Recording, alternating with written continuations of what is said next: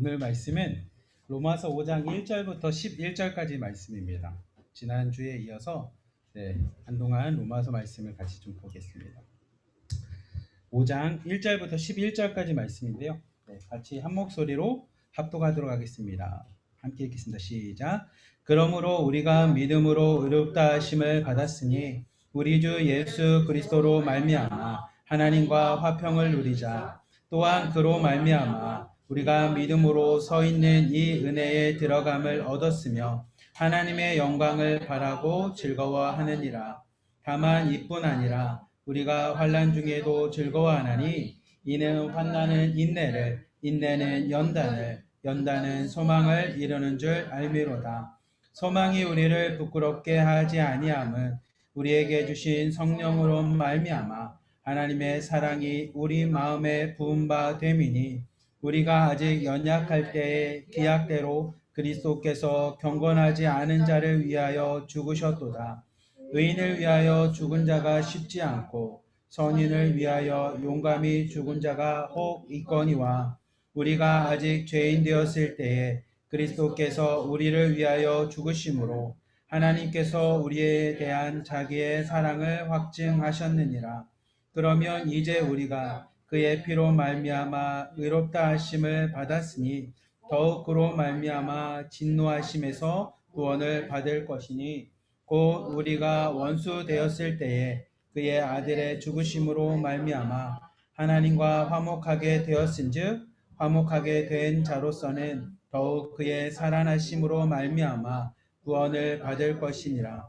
그뿐 아니라 이제 우리로 화목하게 하신 우리 주 예수 그리스도로 말미암아 하나님 안에서 또한 즐거워하느니라. 아멘. 오늘 말씀의 제목은 성화의 삶입니다. 성화. 말 그대로 성화는 거룩하게 되어가는 삶이라는 뜻입니다. 거룩하게 되어가는 삶. 그래서 성화의 삶을 좀 쉽게 말하면 주님의 자녀의 삶 아니면 성도의 삶이라고 여러분이 생각하시면 됩니다. 근데 이 성화의 삶의 이야기 중에 하나가 뭐냐면 우리가 흔히 생각하면 예수님이 나를 위해서 십자가에 돌아가셨고 하나님의 사랑을 통해서 우리가 구원을 받았고 그 사랑을 경험하고 체험했으면 우리의 인생에 화평만, 즐거움만, 평안만 가득하면 좋은데 성경 말씀을 보면 그렇게 예수님을 영접하고 예수님의 사랑도 경험했고 구원의 확신을 가진 사람들에게 어떤 현상이 있냐면 환난이 닥친다는 겁니다. 환난이. 하나님을 믿으면 이렇게 끝, 해피엔딩, 즐거움, 더 이상 고난도 없는 꽃길만 걸어갈 수 있다면 아마 많은 사람들은 다 예수님 믿고 하나님 믿고 할 텐데 우리 인생에는 하나님을 믿고 예수님을 영접하고 성령님과 동행하지만 여전히 우리에게 뭐가 따라오냐면 환난이라는 게 항상 따라온다라는 겁니다. 이상하게 환난이 와요. 많은 사람들이 진짜 하나님이 살아계시는데 왜 이런 일이 나에게 벌어집니까? 내가 하나님을 믿었는데 왜 이런 일이 나한테 나타납니까? 기독교는 나랑 맞지 않는 것 같습니다. 예수님은 나를 사랑하지 않나 봅니다. 라고 사람들이 오해를 하는데 성경은 우리에게 뭐라고 이야기하냐면 예수님을 믿고 하나님의 자녀가 되었다고 해서 우리에게 환난이 닥치지 않는 게 아니라 환난이 닥치지만 그렇게 하나님 안에 거하는 사람에게는 환난이 뭐냐면 즐거움이 온다는 거예요. 환난이 나에게 고통과 문제와 어려움과 해결 못할 만한 큰 짐과 같이 느껴지는 게 아니라 장애물처럼 느껴지는 게 아니라 그 환난이 나에게 뭐냐면 환난 중에서도 내가 즐거워할 수 있는 힘이 있다라는 겁니다. 근데 그 이유는 뭡니까? 그러면 1절 말씀의 핵심 포인트입니다. 1절 말씀이 뭐냐면 우리가 신앙생활하는 거의 핵심은 나에게 어려움이 닥치지 않게끔 하기 위해서 신앙생활하는 것도 아니고 내가 이 땅 가운데서 꽃길만 걸어가는 게 신앙생활하는 이유도 아니고 아니면 내가 신앙생활함으로 매달 들어오는 돈이 2배, 3배, 4배로 돈이 많아지는 게 아니고 우리의 신앙생활의 핵심은 뭐냐면 예수 그리스도로 말미암아 하나님과 화평하게 되는 겁니다. 다른 말로 하면 뒤에 나오는 단어가 있는데 하나님과 함께 동행하는 삶이 우리 신앙의 핵심이라는 겁니다.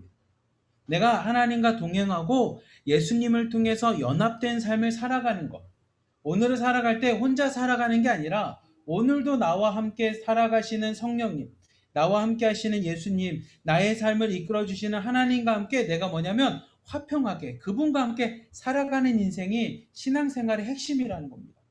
그러니 환란이 닥쳐도 우리에게서 뭐냐면 즐거울 수 있는 거예요. 성경 말씀에 이런 표현이 있습니다.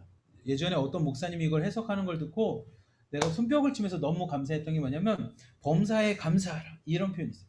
근데 그 전에 뭐냐면 항상 기뻐하고 범사에 감사하고 치지 말고 기도할. 근데 이 이야기를 성경 말씀을 이야기하실 때 뭐라고 해석을 하시냐면 우리가 항상 기뻐할 수 있습니까? 근데 성경 말씀에 기뻐하라니까 대답하기가 좀 어려웠었어요. 이렇게. 왜냐하면 아닙니다라고 하면 왠지 믿음이 없는 것 같고. 근데 그분이 이야기하는 겁니다. 우리는 항상 기뻐할 수가 없습니다. 우리가 범사에 감사할 수 있냐? 모든 일에 범사에 감사할 수가 없습니다. 쉬지 말고 기도할 수 있냐? 쉬지 말고 기도 안 할 수가 없습니다. 근데 왜 하나님 이런 말씀을 주셨냐? 라고 했을 때 우리가 하는 게 아니라 하나님이 그렇게 해주시겠다라고 하는 축복의 말씀입니다. 여러분이 항상 기뻐할 수 있게끔 하나님이 여러분과 함께 하실 겁니다. 여러분이 모든 일에 감사할 수 있게끔 주님께서 여러분과 함께 하실 겁니다. 쉬지 않고 기도할 수 있게끔 주의 성령이 여러분과 함께 할 거라고 하는 축복의 말씀입니다 라고 해석을 하시는 걸 보고 마음에 와닿았는데 성경 말씀도 우리에게 이야기합니다.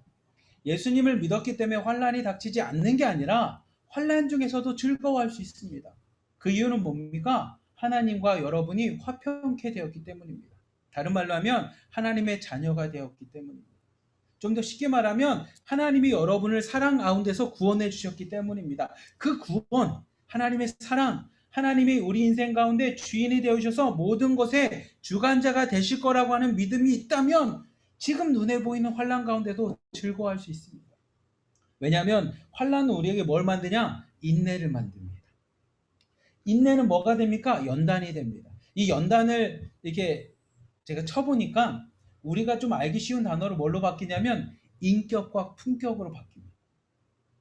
여러분 고난을 당해보고 고난 가운데 믿음으로 이겨나간 분들의 특징을 잘 보면 인격이 다릅니다. 품격이 다릅니다. 고난이 닥쳤을 때 아이고 하는 사람과 고난이 닥쳤을 때 아멘 함께 기도합시다 라고 하는 사람이 다른 이유는 뭐냐면 이분들은 그 환난 중에서 믿음으로 즐거워하고 인내와 연단을 이룬 분들이기 때문에 그리고 그 연단은 뭐가 되냐? 소망이 된다는 겁니다. 소망이라는 건 바라봄이 있어요. 지금의 상황에 주저앉고 현실을 넘어서 하나님이 나를 향하신 구원의 역사와 하나님이 나를 향해서 이루고자 하는 하나님의 큰 역사 속에 내가 바라볼 수 있는 믿음의 소망이 생긴다는 겁니다. 근데 그게 어떻게 가능합니까? 그러면 성령으로 말미암아 가능하다는 거예요. 우리와 함께 하시는 하나님의 영이 우리 안에 있을 때 하나님과 화평케 될 때만이 이것이 가능하다는 겁니다. 여러분 문제 앞에 문제를 바라보는 믿음은 한 번쯤은 돌아보셔야 됩니다. 내 안에 하나님이 계시는지. 근데 문제가 닥쳤을 때도 문제를 넘어서는 하나님의 화평케 된 자, 성령님을 바라볼 수 있는 자는 그 가운데서도 뭐냐면 즐거워할 수 있다고 합니다. 감사할 수 있어요. 제가 전에 한번 간증했던 것처럼 93세셨던 성도님께서 암으로 돌아가실 때 그 많은 고통 속에서도 이야기했던 건 뭐냐면 아이고 주님 감사합니다. 아이고 주님 감사합니다. 나를 만나주시고 나를 구원해 주셔서 감사합니다. 그분은 86년간을 물을 떠다 놓고 달 앞에 항상 빌었던 분이에요. 왜냐하면 자녀가 잘 되게끔. 엄마로서 할 수 있는 게 자녀가 잘 되게끔 기도하는 것밖에 없었기 때문에 평생을 그렇게 살았던 분이 예수님의 사랑을 경험하고 자녀를 향한 하나님의 은혜를 경험하고 난 후에 그가 고백할 수 있는 거는 마지막 순간까지 할 수 있었던 건 뭐냐면 아이고 하나님 감사합니다. 하나님 감사합니다. 나를 구원해 주시니 감사합니다. 예수님과 연합된 자는 환란이 안 오는 게 아니라 환란을 이길 수 있는 힘이 생긴다라는 겁니다. 왜냐하면 그리스도께서 우리를 위해서 죽으시는 그 죽으신 사랑이 우리 안에 확증됨으로 하나님의 여러 가지 세상에 있는 진노나 세상에 있는 어려움과 세상에 있는 문제로부터 우리를 뭐냐면 구원해 주셨기 때문이라는 겁니다.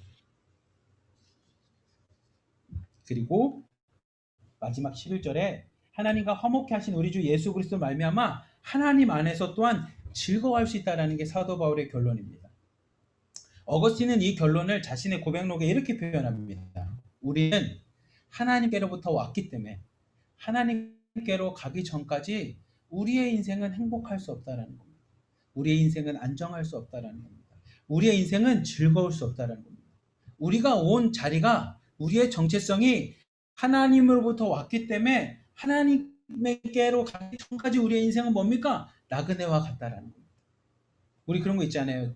그 한국에서는 이런 표현인데 집 나가면 고생이라고. 네. 근데 집에 오면 집을 우리는 그래서 안식처라고 표현합니다. 안식처. 집에 들어갔을 때 우리에게 안식이 오는 것처럼 사도 바울이 그것을 고백합니다. 우리가 하나님께로부터 왔기 때문에 하나님 안에 들어가는 자에게는 세상에 무엇이 있어도 뭐냐면 안식할 수 있다라는 겁니다. 그 하나님 안에서 즐거워할 수 있다라는 겁니다. 제가 이걸 한번 표로 만들어 봤는데 이런 모습이 될 것 같아요. 순서가 중요합니다. 순서가 뭐냐면 예수님의 사랑이 먼저 시작해요. 그 예수님의 십자가와 부활의 사랑을 통해 우리가 뭐냐면 확증을 받습니다. 나의 의도랑 상관없이 예수님의 십자가의 보혈의 능력을 통해 우리가 뭐냐면 하나님의 자녀로서 확증, 도장을 딱 찍는 것과 같이 우리가 뭐냐면 하나님 앞에 너는 하나님의 자녀가 되었어라고 하는 것에 대한 확증을 받는데 그것을 우리는 무엇으로 받아들입니까? 믿음으로 받아들이는 겁니다.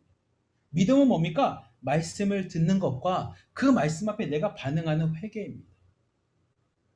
그러니 여러분 혹시 이 말씀을 듣는 분 중에 내가 하나님의 사랑, 예수님의 십자가의 부활의 능력, 십자가의 죽으심이 나한테 와닿지 않다면 여러분 말씀을 보십시오.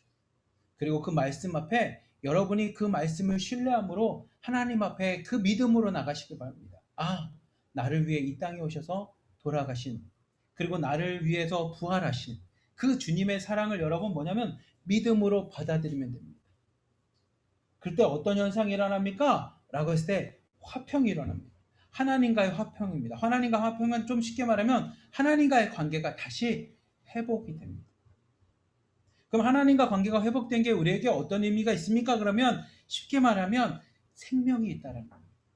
그 가운데 구원이 있고 생명이 있다라는 겁니다.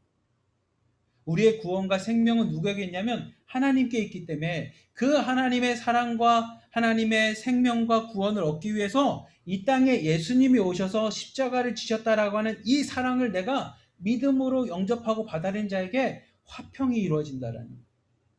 근데 화평은 우리에게 지속적인 목적입니다. 다른 말하면 예수님을 영접하는 게 있어서 우리가 잘 먹고 잘 사는 것을 목적이 아니라 화평케 되는 게 우리의 목적이라는 겁니다. 하나님과의 관계가 회복되는 것. 마치 에베소서에 있는 말씀처럼 예수님 안에서 모두가 하나님과의 막힌 담을 헐고 하나님과 화목하게 되는 그 목적이 예수님이 이 땅에 오신 목적이라는 겁니다. 그런데 그렇게 예수님을 믿음으로 영접하고 하나님과 화평케 된 자에게는 아까 말씀했던 이런 모습이 됩니다. 환난이 와도 내 안에 기쁨이 있습니다. 그 환난은 나한테 인내를 줍니다. 기다림을 알고요. 세상 가운데서 하나님을 바라볼 수 있는 믿음의 소망을 주고요. 그게 뭐냐면 우리의 인격으로 나타납니다. 그리고 그 인격은 우리에게 소망, 희망이 됩니다. 다시 주님을 바라볼 수 있는. 근데 그게 누구를 통해서만 가능하냐? 안에 있는 성령님이 있으십니다. 많은 사람들이 사실 이걸 하기 위해서 하나님 없이도 이걸 하겠다라고 해서 많은 사람들이 돌을 닦습니다. 내가 감정이 흔들리지 않겠습니다. 세상이 뭘 와도 움직이지 않겠습니다. 그래서 막 돌을 닦으면서 자신의 마음을 다스립니다. 심장아 나대면 안 돼. 뭐 아니면 내가 감정을 조절하고 돌을 닦으면서 어려움이 와도 다 득도한 것처럼 물은 물이요, 뭐 산은 산이요 이렇게 얘기하는 분도 계시겠지만 아니요. 성경이 이야기하는 건 뭐냐면 우리가 환난을 기쁨으로 받아들일 수 있고 그 환난으로 시작해서 소망까지 갈 수 있는 힘은 뭐냐면 우리 안에 계신 성령님을 통해서 가능하다라는 겁니다. 근데 잘 보시면 신앙은 유아기적인 신앙이 있어요. 유아기적인 신앙은 뭐냐면 현실을 넘어서기가 쉽지 않아요. 근데 왜 그럴 수밖에 없냐면 우리가 유한하기 때문입니다. 당장 아픈 사람은 자신의 고통을 위해서 기도할 수밖에 없습니다. 문제가 생긴 분은 문제를 위해서 기도할 수밖에 없어요. 그게 나쁜 신앙이 아니라 시작할 때 신앙의 모습이 딱 이런 모습이랍니다. 그래서 기복적인 신앙입니다. 나를 위해서 주님이 존재하게끔. 우리 신앙생활을 이렇게 해보시고 또 예배를 많이 참여해 분들은 간증할 때 이런 얘기를 들어보셨을 겁니다. 처음 하나님을 믿을 때 참 묘한 건 그때 기도응답이 제일 많이 됩니다라고 이야기해요. 그리고 신앙생활을 10년, 20년 하다 보면 응답보다는 기도할 때마다 하나님이 내 마음을 바꾸십니다라고 하는 고백을 받게 됩니다. 그게 뭐냐면 신앙의 형태가 달라지기 때문이에요. 처음에 유아기적 신앙은 내가 문제가 있기 때문에, 내가 연약하기 때문에, 인간이 갖고 있는 유한함 때문에 하나님 앞에 구합니다. 현실에 대한 걸 구하고요, 문제에 대한 걸 구합니다. 그래서 그때 주님은 뭐냐면 나를 위해 존재하는 게 주님입니다. 주님 진짜 나를 사랑한다면 내 문제 좀 해결해 주십시오. 진짜 주님 나의 주님이 되신다면 이런 것 좀 변화시켜 주십시오라고 주님 앞에 기도합니다. 근데 그때는 주님께서 응답을 해주십니다. 왜냐하면 그 신앙에 맞게끔. 근데 성숙된 신앙이 되면 바뀝니다. 아까 말했던 것처럼 기도응답보다는 내가 주님을 위해서 존재하게 됩니다. 문제가 닥치고 어려움이 닥칠 때 그 문제를 위해서 기도하는 것도 있지만 소망을 갖고 살아갑니다. 지금 문제 뒤에 하나님이 행하실 것에 대한 소망이 있습니다. 지금 내가 겪고 있는 이 문제가 나중에는 나한테 간증으로 내 신앙이 성숙될 수 있는 과정이라고 하는 것에 대한 소망과 희망과 기대와 믿음을 갖고 신앙생활하게 됩니다. 마치 사도 바울이 주님, 처음엔 사도 바울이 기도하면 다 응답됐어요. 근데 나중에 사도 바울이 기도합니다. 고린도 교회를 향한 쓴 서신에 내 안에 가시가 있어서 하나님 나에게 이것 좀 고쳐주십시오. 사도 바울이 안질 눈에 병이 있었다라고도 이야기하고 머리가 대머리였다고도 이야기하고 등이 여러 가지 이야기를 하지만 이 가시를 위해서 기도했을 때 주님의 응답은 이거였습니다. 내 은혜가 내게 족하다라고. 근데 사도 바울 그 얘기 듣고 아멘, 맞습니다. 내 은혜가 내게 족합니다. 라고 고백하는 것처럼 성숙한 신앙이 되면 뭐가 되냐면 환난 속에서도 소망을 품게 됩니다. 근데 처음 시작하는 신앙에서는 항상 주님이 나를 위해서 존재하는 것. 오늘 함께 여러분과 주제를 나누고 싶은 성화의 삶은 유아기적 신앙이 성숙한 신앙이 돼가는 과정을 성화라고 합니다. 나를 위해 주님이 존재했던 신앙에서 주님을 위해 내가 존재하는 신앙으로 바뀌는 것을 성화라고 합니다. 좀 더 다른 말로 하면 예배자가 되어가는 과정이 성화입니다. 제가 여러분들에게 좀 이 예화를 한번 해주고 싶었는데 장님의 등불이라고 하는 이야기가 있어요. 이게 탈무드에 나오는 이야기입니다. 이게 뭐냐면 지금은 시각장애인이라고 하는 표현을 쓰는데 근데 그냥 같이 쓰도록 하겠습니다. 이 시각장애였던 눈을 앞이 보이지 않는 장님이 등불을 갖고 밤에 이렇게 걸어가는 거예요. 사람들이 이렇게 보니까 저 사람은 장님이 시각장애인이라서 앞이 보이지 않는데 등불을 들고 가는 게 이해가 안 되는 거예요. 가서 이야기합니다. 아니 이보시오, 당신은 앞도 보이지 않는데 왜 등불을 들고 가십니까? 라고 물어봐요. 그러자 이 시각장애였던 장님이 이야기합니다. 이 등불을 내가 들고 가야 나를 바라보는 주변 사람들이 와서 부딪히지 않고 그들이 잘 갈 수 있지 않겠습니까? 라는 이야기합니다. 즉, 이 시각장애였던 장님이 들고 있던 등불은 자신을 위한 게 아니라 다른 사람들, 타인을 위해서 등불을 들고 갑니다. 근데 이 이야기가 탈무드에 있는 원전에 있는 이야기고 오늘날은 또 다른 이야기가 있습니다. 또 다른 장님이 시각장애인이 등불을 들고 가는데 지나가던 사람이 와서 쾅 부딪힌 겁니다. 그러자 이 시각장애였던 장님이 이야기합니다. 당신은 내가 들고 있는 이 등불도 못 봤습니까? 왜 와서 나에게 부딪혔습니까? 라고 이야기했을 때 이 부딪힌 사람이 뭐냐면 등불에 불이 기름이 없어서 불이 비치지 않아서 당신이 지나가는지 몰랐습니다라고 이야기를 합니다. 근데 이 두 가지 이야기를 요 블로그에서 이야기를 하면서 무슨 이야기를 하냐면 하나는 한 장님은 자신을 위해서 등불을 들고 갑니다. 이 등불은 자신을 위해서 들고 갑니다. 누군가가 나한테 부딪히지 않게끔 위해서 이 등불을 들고 갑니다. 근데 또 다른 장님이었던 분은 시각장애였던 분은 이 등불을 다른 사람을 위해서 들고 갑니다. 나한테 필요하지 않지만 다른 사람을 위해 들고 가는 등불을 보게 됩니다. 근데 우리의 신앙의 모습이 딱 이런 모습이라는 겁니다. 유아기적 신앙은 이 등불이 나를 위해서 존재합니다. 하나님의 말씀도 나를 위해서, 하나님의 뭐도 나를 위해서. 근데 그게 나쁜 건 아니고 아까 말씀드렸듯이 우리가 연약하기에, 우리가 유한하기에 그렇게 신앙은 시작됩니다. 하나님 앞에 구하고 하나님의 은혜를 구하고 문제 해결을 위해서 하나님 앞에 기도합니다. 건강을 위해서 기도하는 것처럼. 근데 이 신앙이 성숙되면 등불이 나를 위한 등불이 아니라 어떤 등불로 바뀌게 되냐면 다른 사람을 위한 등불로 바뀌게 됩니다.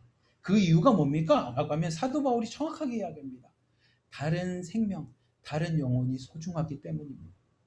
내가 하나님 앞에 구원받은 그 구원의 감격과 기쁨이 크기에 다른 사람을 보니 저 사람에게도 등불이 필요하다는 겁니다. 저 사람에게도 빛이 필요하다는 겁니다. 저 사람에게도 복음이 필요하고 저 사람에게도 예수님이 필요하다는 걸 알기에 등불을 들고 그 사람을 비춘다는 겁니다.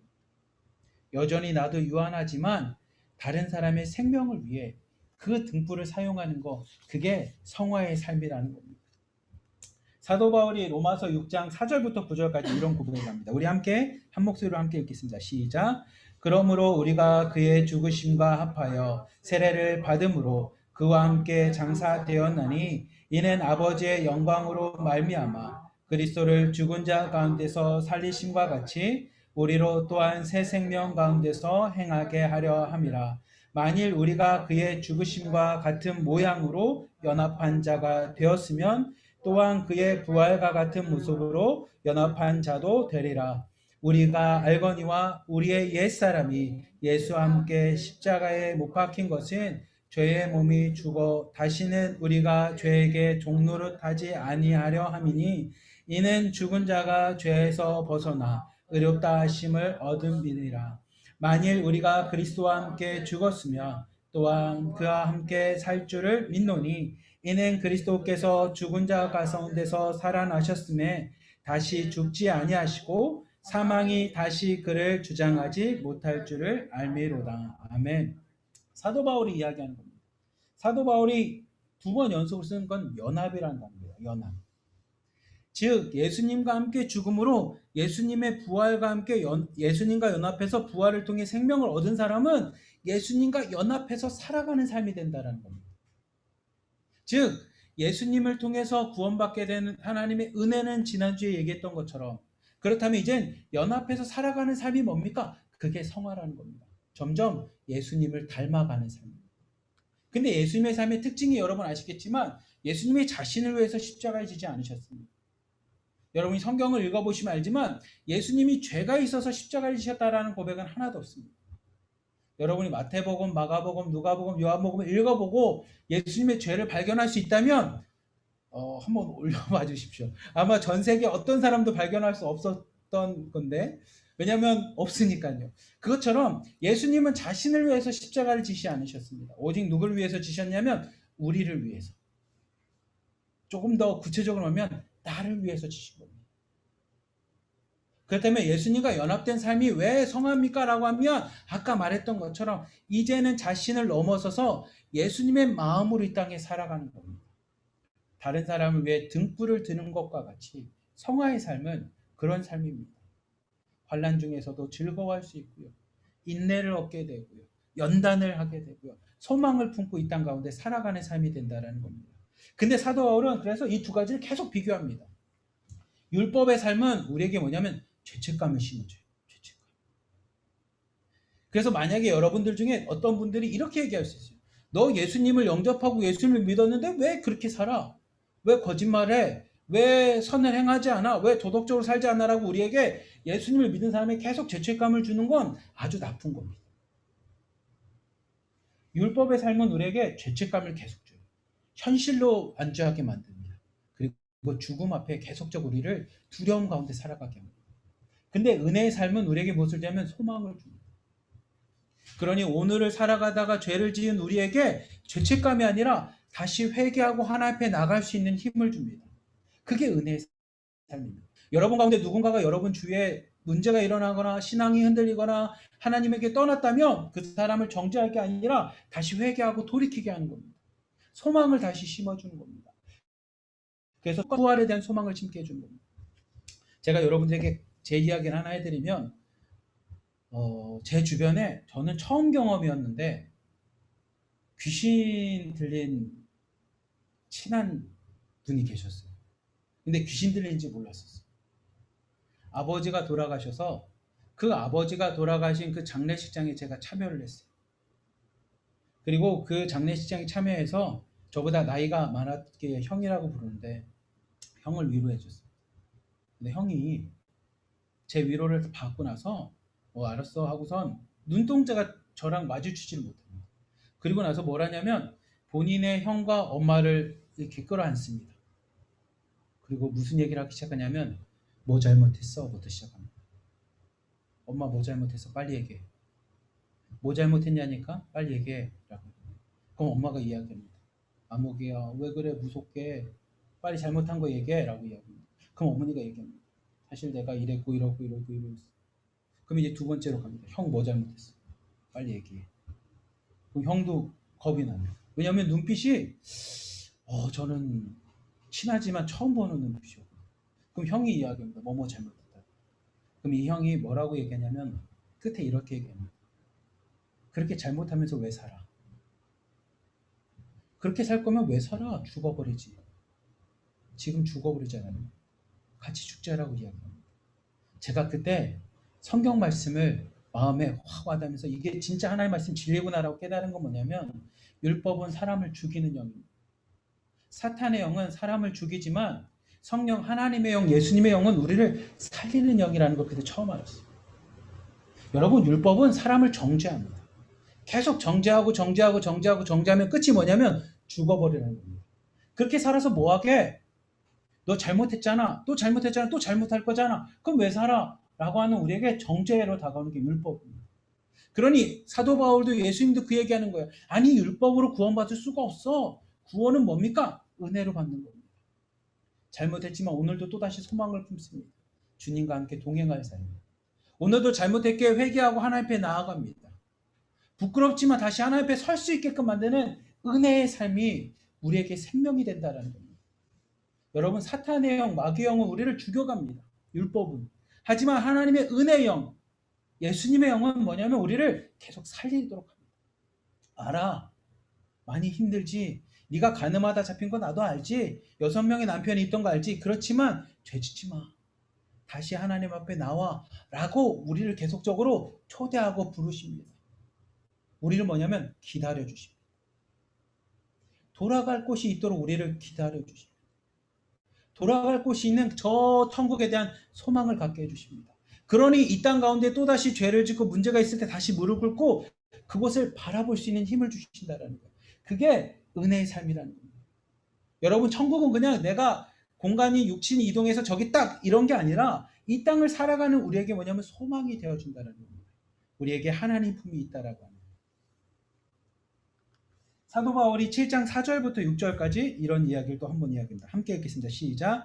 그러므로 내 형제들아 너희도 그리스도의 몸으로 말미암아 율법에 대하여 죽임을 당하였으니 이는 다른 이 곧 죽은 자 가운데서 살아나신 이에게 가서 우리가 하나님을 위하여 열매를 맺게 하려 함이라.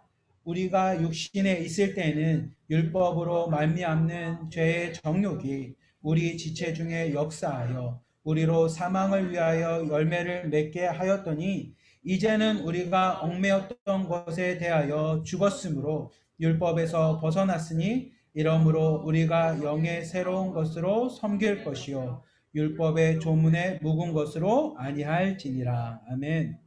우리의 인생은 삶은 결국은 어떤 열매든 열매를 맺습니다. 이 열매라는 개념은 뭐냐면 결과물이 항상 등장을 합니다.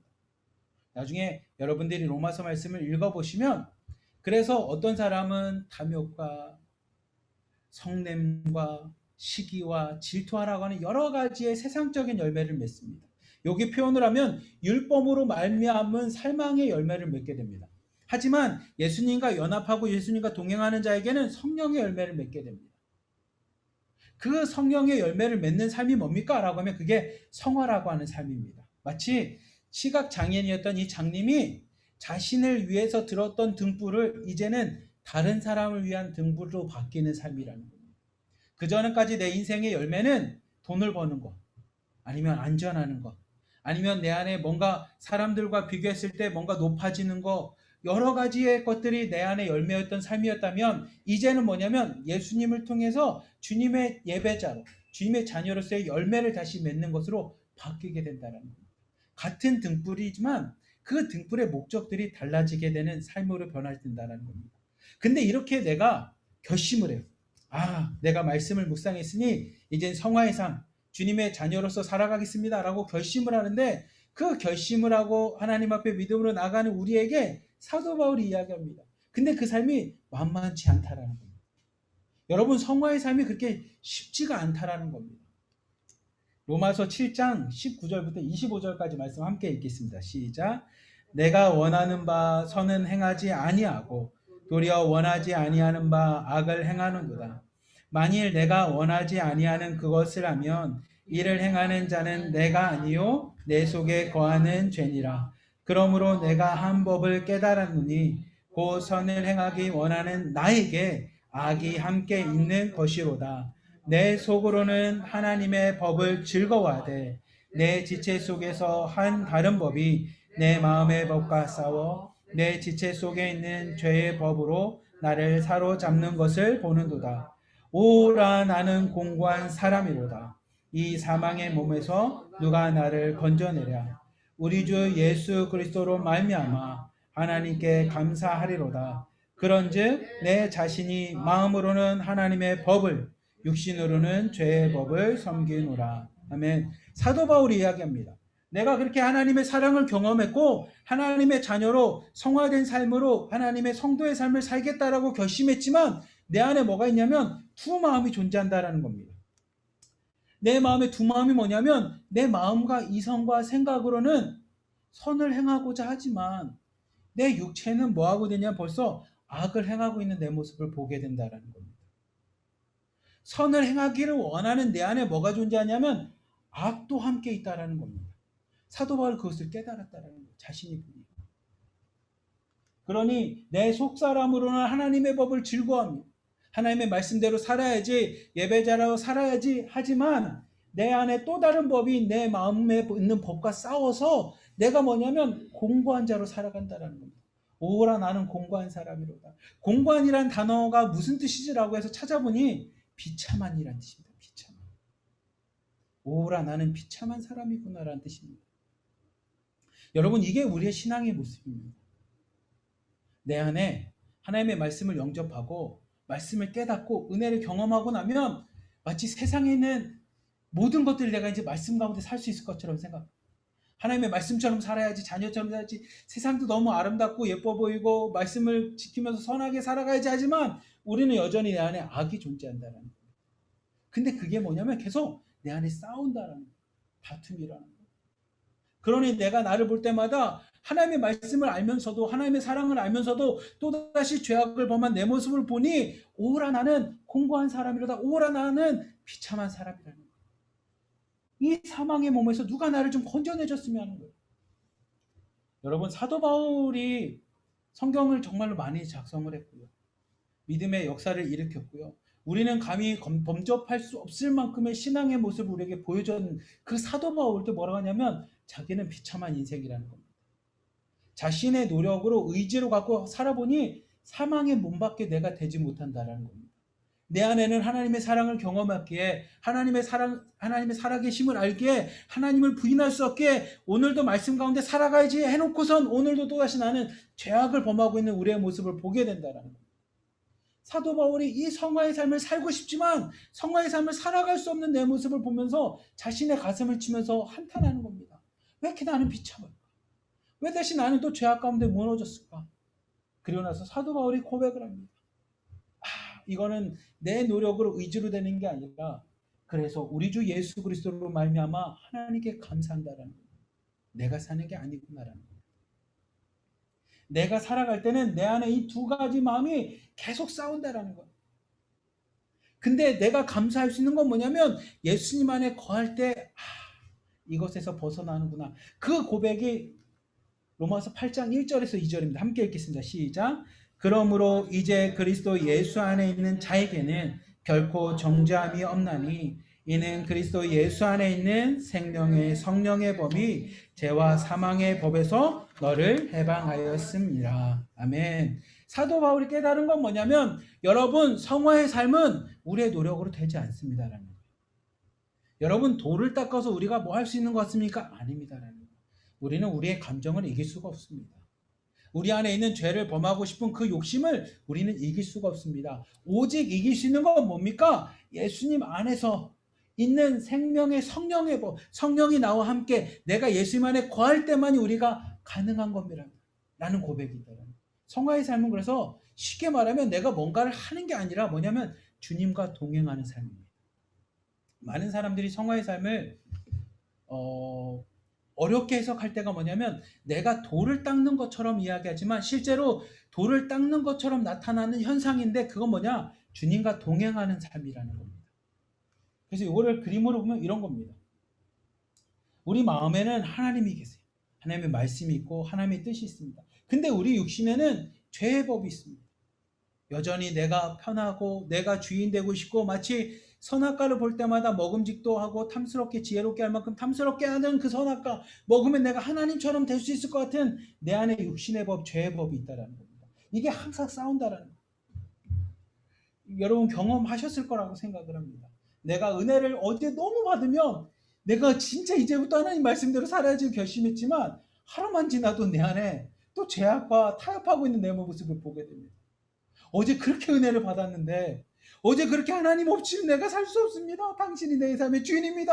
할렐루야를 외쳤던 인생이 하루만 지났는데도 또다시 걱정 앞에 놓입니다. 이제 이번 달 어떻게 살지? 이거 너무 하고 싶은데 꼭 성경을 읽고 말씀을 이 내 안에 이 모습이 항상 존재하는 그러니 사도 바울도 가슴을 칩니다. 공부한 사람이라고 비참한 사람이라고 이게 우리 안에 있는데 이걸 해결할 수 있는 건 뭡니까? 예수님과 연합되는 겁니다. 성령 안에 거하는 겁니다. 그래서 성화의 삶은 믿음의 삶입니다. 은혜의 삶이고요. 소망의 삶이고요. 하나님 앞에 신앙으로 거룩해지는 성화의 삶이고 구원의 삶이고 제자의 삶이고 성도의 삶이라는 겁니다. 사도 바울이 그걸 깨닫습니다. 근데 이것이 언제 가능합니까? 예수 그리스도로 말미암아 가능하다는 거예요. 그러니 예수님이 우리에 다가오셔서 이렇게 얘기합니다. 내가 문을 두드리잖아. 너는 뭐만 하면 돼? 문을 열기만 하면 돼. 문을 열고 내가 너에게 들어가서 너와 더불어 먹고 너는 나와 더불어 먹으면 돼. 라고 우리에게 이야기합니다. 아까 사도 바울이 고백한 것처럼 연합의 삶을 이야기합니다. 내가 하는 게 아니라 오늘도 그 삶을 보는 겁니다. 사도 바울이 똑같습니다. 내가 하나님의 원한대로 말씀대로 살아가야지 해놓고선 또다시 무너질 나를 볼 때마다 사도 바울은 제일 먼저 무엇을 하냐면 내 안에 주님이 계신지를 고백합니다. 내가 하나님과 동행하고 있는지 자신을 돌아봅니다.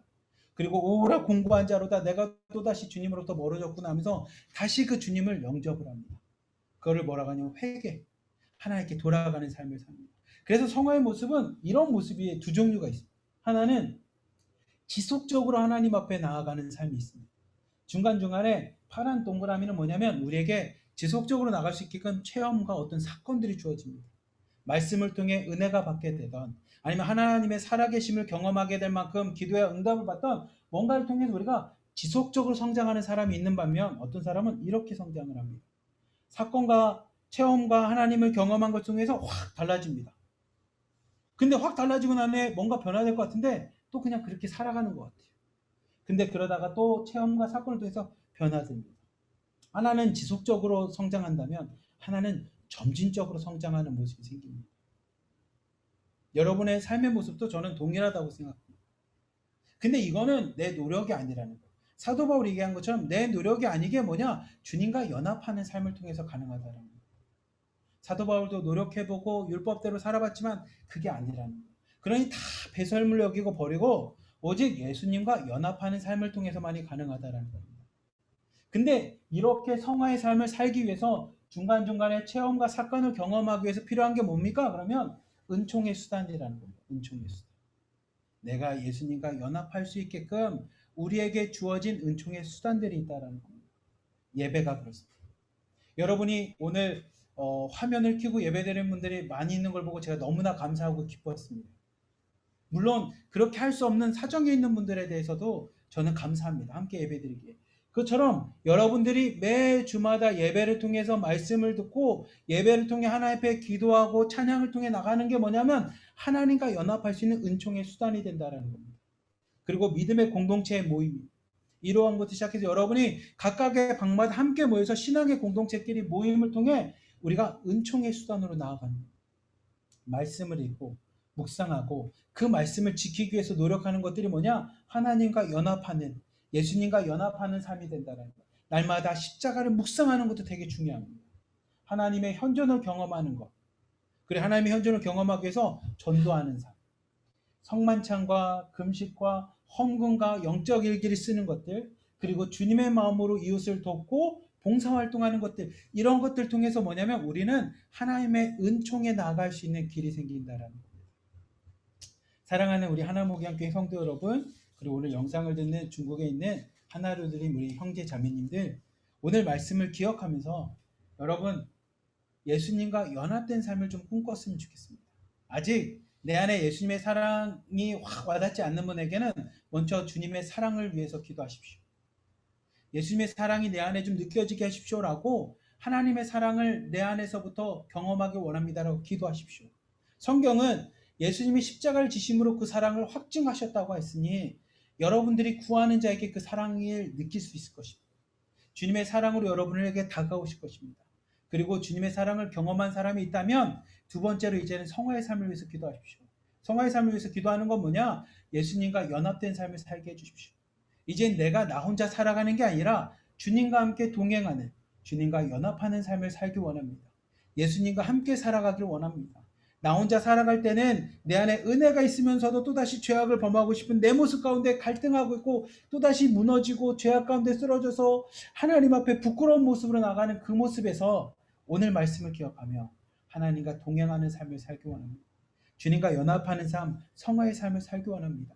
주님의 제자의 삶을 살기 원합니다라고 주님 앞에 기도하며 주님을 초대하십시오. 그리고 그 주님께서 문을 여는 자에게 다가와서 함께 살아가겠다고, 함께 살아가시겠다고 말씀하시는 것처럼 그 주님과 함께 더불어 먹으며 연합하는 삶, 주님과 동행하는 삶, 성화의 삶을 살아가는 하나목양교회 성도님들, 하나로 드릴 우리 자매님들, 중국 내 자매님들 되시길 주님의 이름으로 간절히 기도하며 축복합니다.